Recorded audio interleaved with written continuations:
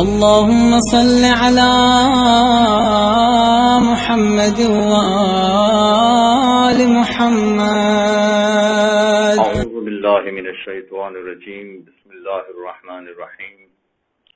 آج کل جو مصنوعات بن رہی ہیں ان میں کئی مصنوعات میں لکھا جاتا ہے کہ الکوہل اس میں شامل ہے، اور مغربی دنیا میں الکوہل کا مطلب شراب لیا جاتا ہے.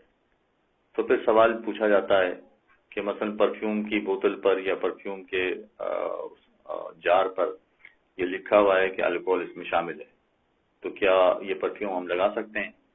بسا اوقات یہ بھی پوچھا جاتا ہے کہ یہ پرفیوم لگا کے نماز پڑھ سکتے ہیں؟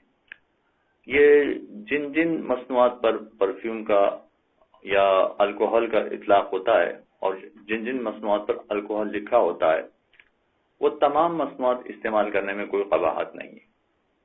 یہ میں نے پرفیوم کی ایک مثال دی ہے، مگر پالش ہے، کلر ہے، کاسمیٹکس ہیں، اور بھی بہت ساری چیزیں ہیں کہ جس پر لکھا ہوتا ہے الکوہل اس میں شامل ہے. تو یہ تمام مصنوعات استعمال کرنے میں کوئی قباحت نہیں ہے، اس لیے کہ الکوہل کی کئی قسمیں ہیں، کئی اقسام ہونے کی وجہ سے ہمیں خود نہیں معلوم کہ یہ کون سا والا الکوہل ہے. چنانچہ اس کو ہم پاک سمجھیں گے اور استعمال کرنے میں کوئی قباحت نہیں ہے.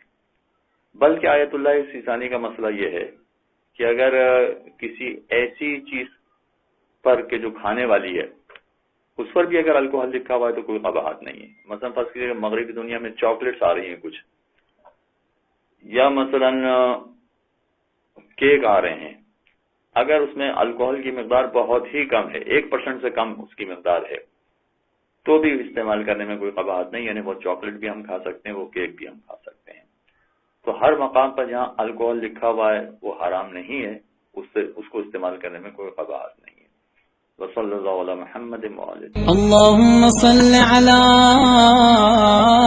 محمد وآل محمد.